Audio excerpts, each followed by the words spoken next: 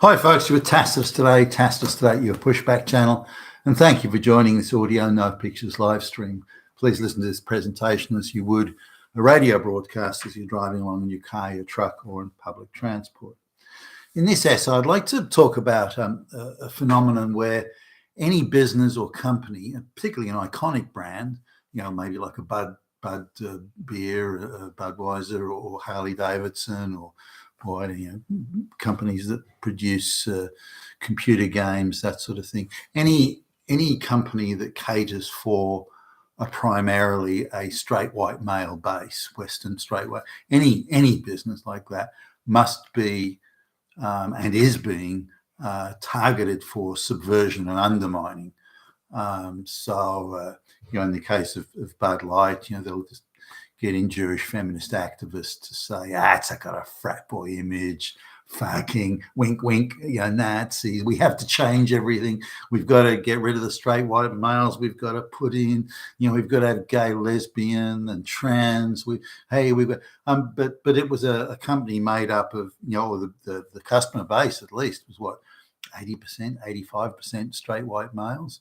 Now, just to sort of give some balance to this, if you're a company of that size looking into the future, you say, well, the globalists are aggressively replacing white people with black and brown people. So we need to make sure that our products, in this case, alcoholic beverages, we need to make sure our products appeal to a wider base than just straight white males. But that's not what they did. They went down the path of trans and LGBTQ, which is going to be a tiny proportion of the customer base now and in the future. Now they could argue, well, this woke feely will attract the new generation of leftist college kids, and college kids are part of the beer drinking crowd. So we need to show that we're progressive and that we hate white people and that we love trans people or love gay people, black lesbians. But that would be, that would have been a disastrously conceived marketing campaign if that were the impetus to it. So the reality is they weren't trying to appeal to any new base at all. They were trying to attack the old base. So our customer base is straight white men. They're all fucking bigot, fucking Nazis. They're all Hitler. And it's really that vibe that they were pushing. So the issue is whether you look at Harley Davidson, Bud, or again the computer game firms and so on. The issue wasn't to appeal to a new customer base, which would have been understandable. For example, if they were showing, barbecue. Excuse me. If they were showing barbecues, summer barbecues, and there were black and brown people, drinking beer, that you would understand. They want to appeal to a customer base outside of white men, and okay, well, that's fine. If I was in the chair of marketing, I'd be thinking about that sort of thing as well. But that wasn't what they were doing. And you see the same with in my view, at least, this is my take on Harley Davidson and so on. Now, if I make a list of the businesses in not simply North America, but elsewhere, that appeal to or where their customer base is by far primarily straight white males, any organization like that, and the more iconic the brand, the more it sort of comes into stark relief, is that every one of those companies is being targeted for subversion in the same way that Bud Light and Harley have been in the computer game companies. They're all suffering it, and all subject to it. Now, the message, again, isn't to expand their marketplace. The black lesbians are not going to become a major customer base no matter how you slice or dice it. So they're not trying to go outside of that. There are some cases where they have, but even that's heavy-handed, assuming that every relationship is mixed race with the black man and the white woman. This is absurd. That's not the new marketplace. It's black people, black couples, Asian couples, Indian couples. I mean, Indians in particular do nothing outside of their diaspora in terms of relationships and marriages and families. So you would appeal to the Indian family by maybe having a barbecue with them, or maybe on some Hindu religious festival, you'd have them drinking Bud Light.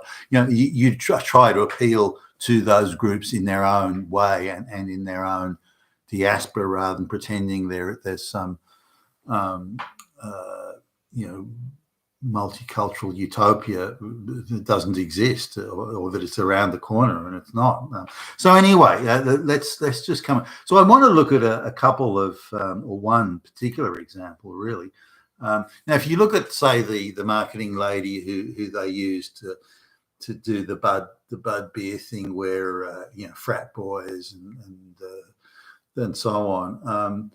I mean, you could argue about whether or not she has the marketing credentials, but you could not argue about her activist credentials. That's not in question. So somebody was being picked for their activism, in my view, being picked for their activism, not for their marketing expertise. Now, given that in my view she was a real lightweight anyway, she's probably given writing instructions as to what to do, and then her activism filled in the blanks on that. But you couldn't, in my view, again, you couldn't call her a marketing genius by any stretch. And if you look at the ham-fisted marketing approach and its piss-poor execution, then quite clearly marketing geniuses were not behind it with the bud thing. But let's have a look at it. This is an example of a super woke CEO. Now, I guess something we need to come to grips with is the globalists have been planning and organising and arranging and putting the pieces in place for this for quite some time. They didn't just decide yesterday, what, we'll go woke with Bud or Harley or this or that. They didn't do that. Well, who can we find his way? Yeah, okay, we'll stick him or her in there. These pieces have been put in place for a while. Now, I want to give you an example of that. Here's a woke CEO. Now, we're talking about someone who's quite an ordinary student. Then suddenly he gets, and this is a very this is like the way it's done. And you can this is playbook. So he's an ordinary student, but somehow he's selected as being, he's a future guy we can make use of.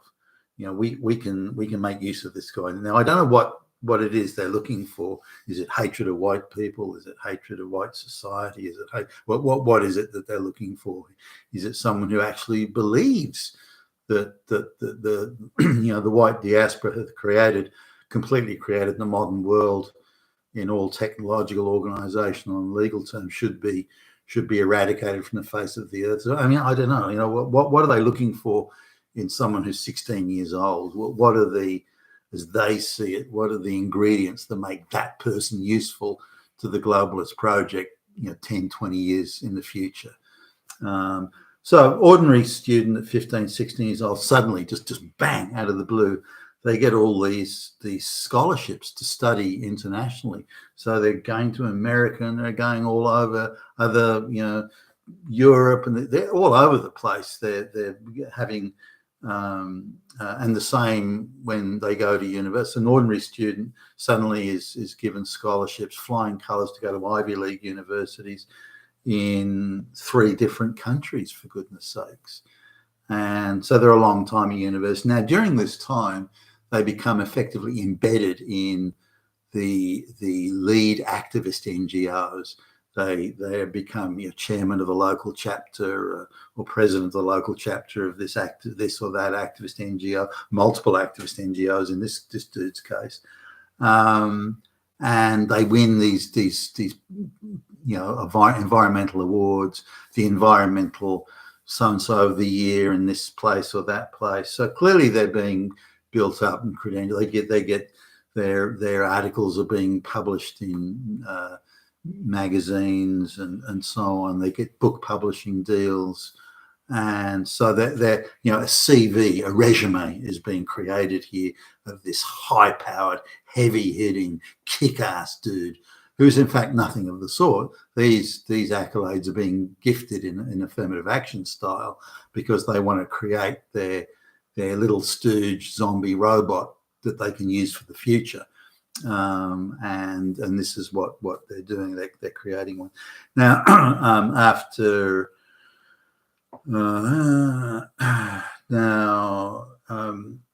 this particular guy gets a job in a multinational. A bit vague what the job is. Sounds like he was a junior clerk, but it's hard to say. And then at 27 years old, he was gifted a role, very senior role in a company, to be the international director of sustainability. Now, then you start to see his involvement with all these NGOs and so on, which he was shoehorned into. In all these different places. So he's active, or was active, or still would have been active at this point, in NGO groups in North America and all across Europe. So he's got the connections and he's been shoehorned into it. It's not like he's gone out and done it himself. They've the globalist, he's a flunky for the globalist machine. So at 27, he's gifted a role as director or vice president of sustainability in a big multinational company. So a job he wouldn't have got in the real world. So again, he's been shoehorned in. This is part of the creation of the creature that they want to use. By 30, he's then given the job as CEO,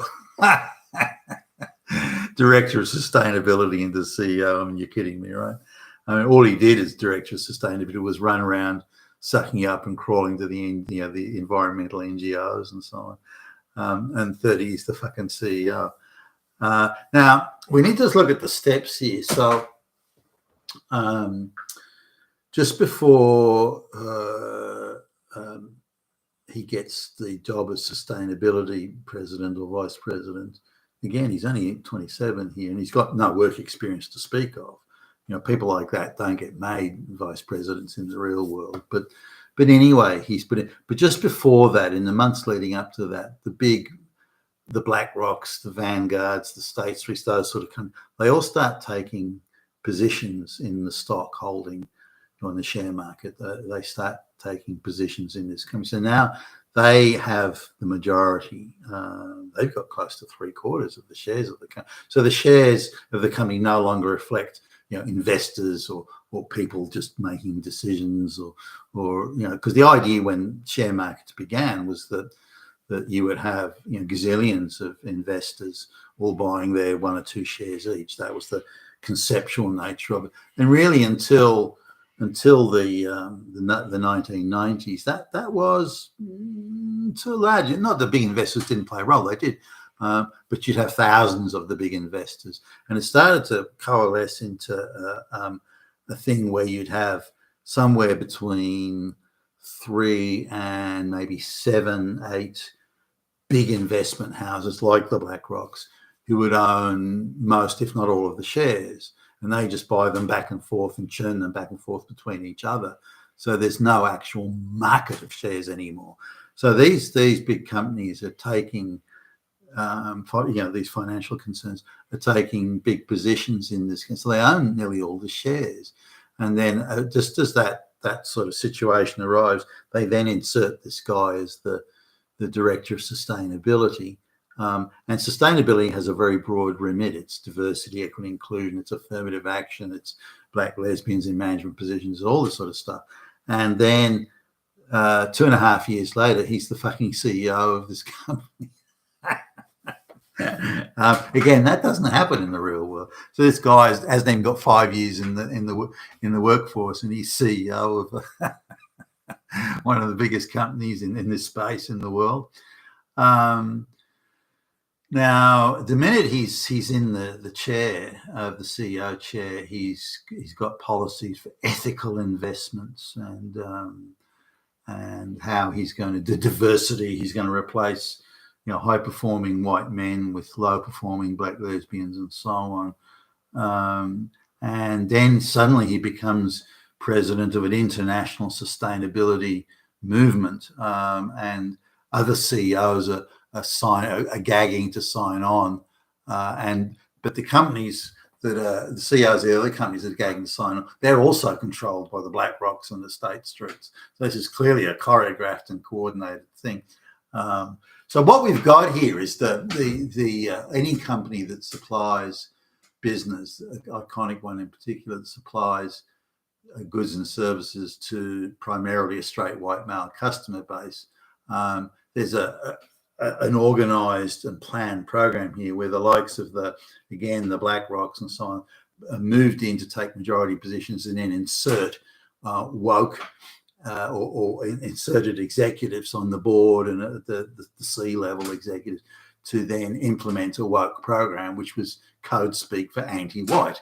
And it was anti-white the customers, anti-white the employees, particularly anti-straight white male, and particularly anti-white Gentile Christian straight, particularly that. So now, so all of these companies were subject to the same thing. So we've got vast sums of money for the likes of the BlackRocks who were able to move into these organizations in pre-plan. Now, this didn't happen again in 5 minutes. This was a program that went easily 20 years plus. That they not only had to create the stooges that they're going to put in place, artificially create them, like this dude here, but they also had to gradually take their position slowly, buy up the shares slowly. They couldn't just go in gazunk. They had to do it slowly and surreptitiously, and they definitely did that.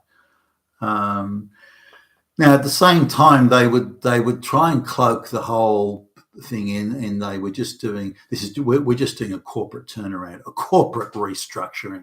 The company's not doing well, or whatever the case may be, and they'd find some sort of general overall umbrella excuse that it's a restructuring. It just so happened that restructuring involved getting rid of shitloads of straight white males and putting other activists and other people in there as well, and setting up committees to hate straight white males and to promote low IQ black lesbians and so on and so forth. So the whole thing was a program that was replicated almost exactly in so many different organizations.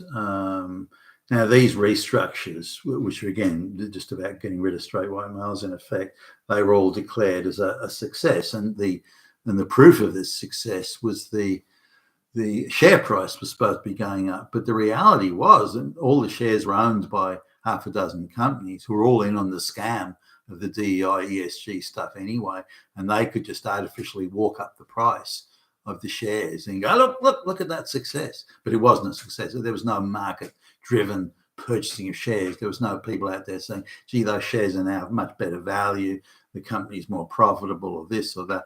Nothing like that at all. The shares were just being walked up by a wolf pack of big money investors like the BlackRocks and the State Streets and so on, the Vanguards and the like. So there was no value in the organization. And interestingly too, while they were doing these things about, we're sort of putting those straight white males in their place and so on, they were moving jobs away from white countries where they'd have a lot of black workers as well, and moving them offshore to places like China or I don't know, Vietnam or wherever, India and so on, and taking away jobs from in this case Americans or Europeans.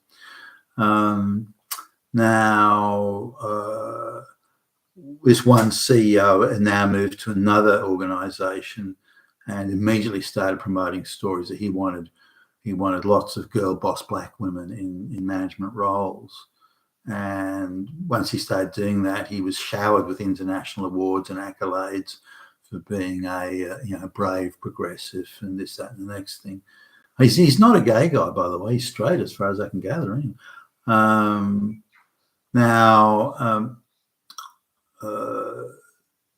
The most recent thing this guy was doing was DEI compulsory training, getting rid of white people, and also suppliers of services or goods or machine parts in this instance, trying desperately to award them to companies that are owned by black people, even coordinating with the big financial houses to set up a company business run by black people, to buy out a company owned by white people, give it to black people as a gift, and then give them the job of making the parts or the components or supplying the services. So this is nothing organic about it at all. Nothing organic. Not even the tiniest bit organic or natural. There's no company out there owned by black lesbians are saying, we've got a better product at a better price. Here's we want to present it to you. In which case that will be fine. That's how things are meant to work. You got a better product at a better price, high quality and this and that. You got a more efficient manufacturing process. You got a more efficient organization.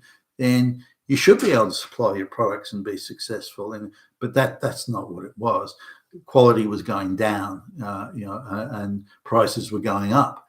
which were then putting all sorts of pressure on the bottom line, and were creating all sorts of problems.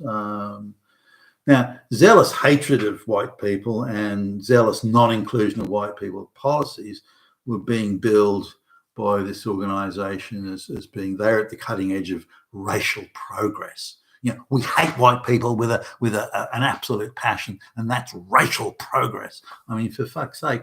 But just coming to grips with it again, you know, do it yourself. Sit down and have a look at every company, business that supplies primarily to a white customer, a straight white male customer base, and look, every one of them is being subverted in this way. And I'd be interested to see your replies in the comments. You've been fantastic today, your pushback channel. Thank you for listening.